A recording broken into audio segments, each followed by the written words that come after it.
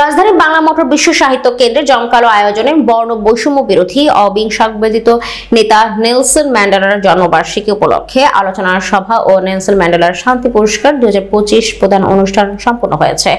তরিকুল ইসলামের পাঠানো তথ্য ভিডিওচিত্রে দেখুন বিস্তারিত।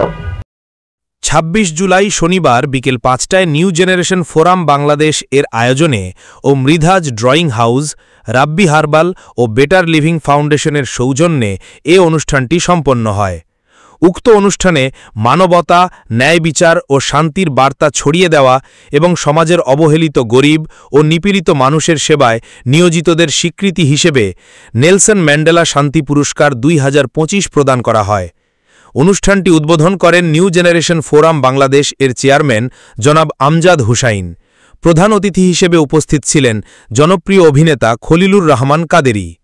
নেলসন ম্যান্ডেলার বর্ণাঢ্য ও ঘটনাবহুল জীবন ও কর্মশীর্ষক প্রধান আলোচক হিসেবে বক্তব্য উপস্থাপন করেন আন্তর্জাতিক কবি, প্রথিতযশা গবেষক ও সরকারি মিডিয়া তালিকাভুক্ত জাতীয় দৈনিক ঐশী বাংলা পত্রিকার সাহিত্য সম্পাদক ড.এস.এম. শাহনূর। বিশেষ অতিথি হিসেবে উপস্থিত ছিলেন নিউ জেনারেশন ফোরাম বাংলাদেশ এর মহাপরিচালক জনাব রাকিব আলী। জনপ্রিয় উপস্থাপিকা ফারজানা মৃদুলার সঞ্চালনায় আন্তর্জাতিক স্বর্ণপদকপ্রাপ্ত কবি ও সাহিত্যিক পুষ্পেন রায়ের সভাপতিত্বে অনুষ্ঠানের শুরুতে স্বাগত বক্তব্য রাখেন মনিরুল ইসলাম রাজীব।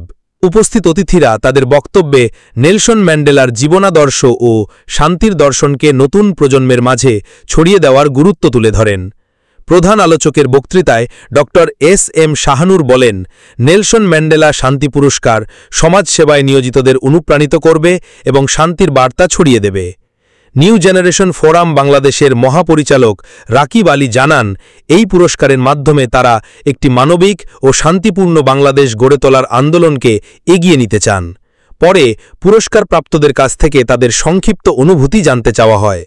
মনোমুগ্ধকর সাংস্কৃতিক পরিবেশনা, ডকুমেন্টারি প্রদর্শন এবং কৃতজ্ঞতা বক্তব্যের মধ্য দিয়ে অনুষ্ঠানের পরিসমাপ্তি ঘটে। আমরা সমাজের পিছিয়ে পড়া জনগোষ্ঠী কাজ করে যাচ্ছি। আমাদের চাওয়া আমরা প্রতিনিয়তই কাজ করে যেতে পারি পিছিয়ে পড়া জনগোষ্ঠী, এবং আমরা চাই বিশেষ করে সরকার প্রতিনিয়ত বিভিন্ন জায়গায় দেখা যায় অনেক মানুষ নিরীহ, অনেক মানুষ অসহায়, খাবার পাচ্ছে না, থাকার জায়গা পাচ্ছে না।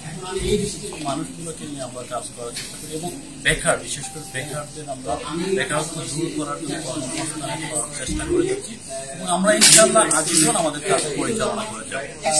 আপনারা এই যে অর্থের যে সহযোগিতা, অর্থ আমরা উদ্যোগে করে যাচ্ছি। রিসেন্ট কিছু সংগঠন, কিছু প্রতিষ্ঠান আমাদেরকে সহযোগিতার আশ্বাস দিয়েছেন, ছোট ছোট করে কেউ কেউ পিছন থেকে একটু সাপোর্ট করছেন এবং আমরা চাই বিশাল বড় বড় কোম্পানিগুলো রয়েছে দেশের জনগোষ্ঠীকে নিয়ে কাজ করতে, হয়তো ওনারা সুযোগ পাচ্ছেন না।